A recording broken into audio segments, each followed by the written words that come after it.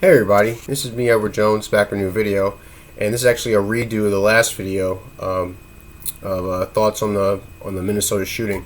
I want to give a shout out to the Immortal for pointing out how derpy my last video was. I really appreciate it. Thanks for having my back.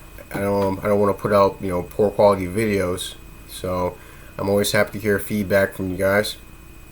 But basically, the video, it was in response to a video that GeneralSLee had done that I just watched not too long ago, where he was doing a video response to someone else's video. I'll include the link to the General's video in the description box, as well as an article that I found relating to the situation in the description box, and it was about how he felt a certain way. He felt very strongly about what was going on, but what bugged him was that there I guess he considered the usual crowd, those in the concealed carry group, a lot of these major channels that make videos on the subject didn't have anything to say about it.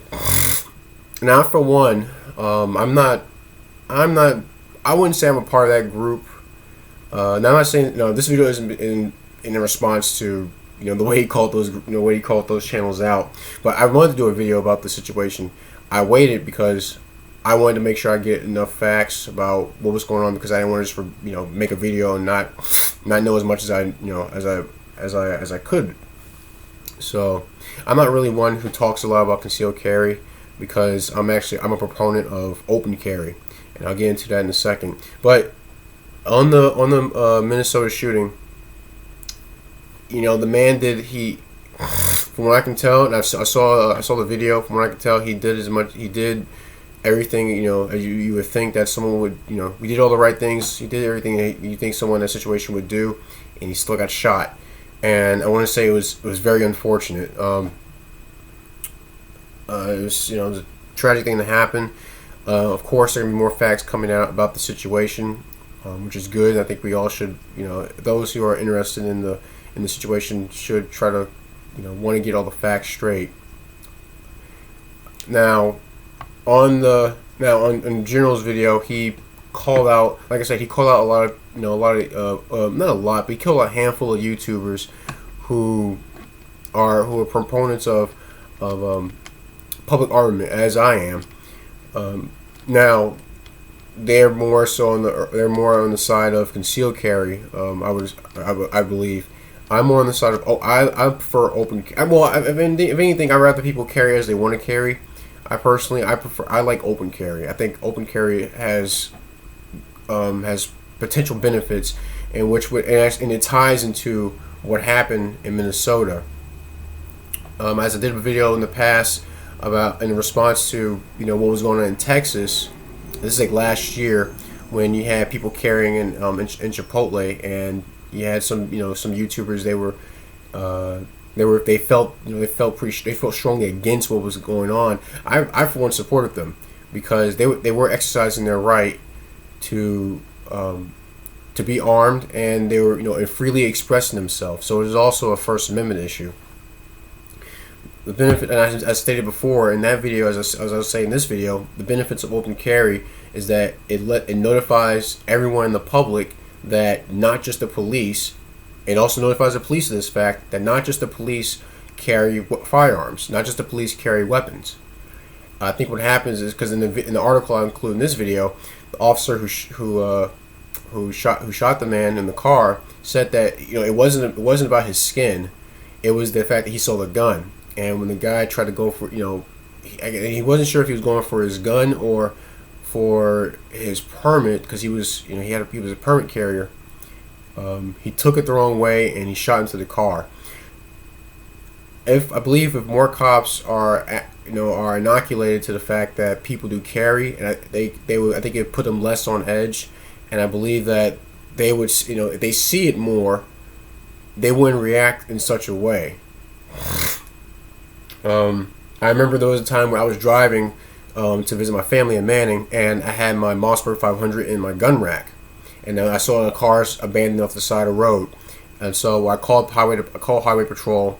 They sent a car over to question me, because I was basically getting the information that I had at the time, that I saw this car pull off the side of the road, and not once, and you can see it in clear, in clear view of my truck. Not once did he ask me about my gun. Now maybe it's because I'm here in South Carolina that this event happened up in up in the north in Minnesota, but I think it's a matter of if open carry is not something that's done, police may feel a certain way about when they know someone has a weapon. That's a big reason why I'm a proponent of open carry. I even said this when I went to the State House last year to lobby for constitutional carry in South Carolina. I believe it eases people to the fact that not just the police carry guns. So if you see it in plain, you see it's in plain view. There's no hiding it, which I think is a good thing in the grand scheme of things. Also, something else I think that could keep something like this from happening is if we question the public's perception of black men, and not just black men, but black men with guns.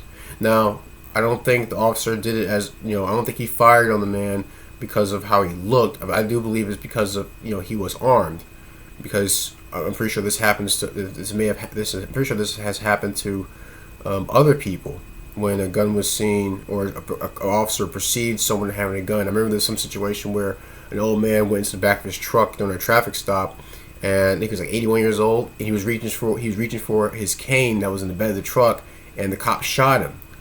I think a lot of cops are on edge because of maybe because of their training, which is another thing that needs to be reevaluated. How are police trained to interact with the public? Do they see them as a potential aggressor, or they see them as someone within the community that they have to live with, that they have to work along with? So I think training has training could come into question.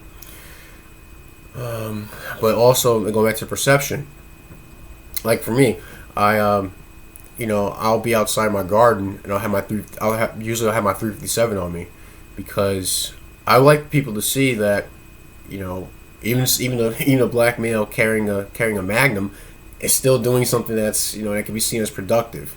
So I'm not just being an ambassador for black masculinity, but also for anyone who's into firearms, anyone who's a proponent of the Second Amendment. I want to walk the walk as well. So the best way to do that is to show people that not everyone who exercises this right is looking for trouble. And I hope that to change public perception about an armed black man. And it's not that bad. I don't think it's that bad here in South Carolina. I've encountered other people who, they've been happy to see someone, and then see a young black male participating in this, taking it seriously, wanting to instruct others, even just in the aspect of reloading. I remember I ran into an older gentleman a couple years ago, and he was surprised to see me, in the reloading section, because I was talking about reloading shotgun shells, and he said he thinks that's a really good thing to see a young black man pick up that hobby and continue it on, because he saw how he said it was very important to the shooting community. So how is a black male perceived in this country? What can be said about black masculinity? Is it there to where these occurrences can be better understood? I think a lot of people may be on edge if they see a black man with a gun. Not everybody, but I'm pretty sure there are people out there who do. I think how people carry themselves, their attitudes come into play, and so that's just me sharing my opinion as to what could change in order to keep such a situation from happening again. But I hope I covered the same points I covered in the last video. I was pretty tired when I did that video. But please tell me what you think. Is there, did I hit the right points? Did I know? Is it on the money, as my grandfather would say? Are there any other things that I could change as far as policing, police community relations? What do you think? I love to see, I love to read comments. I love responding to comments, and I love to hear what you guys have to say about the matter. Any gripes, complaints, send me a PM. I see what I can do to address them.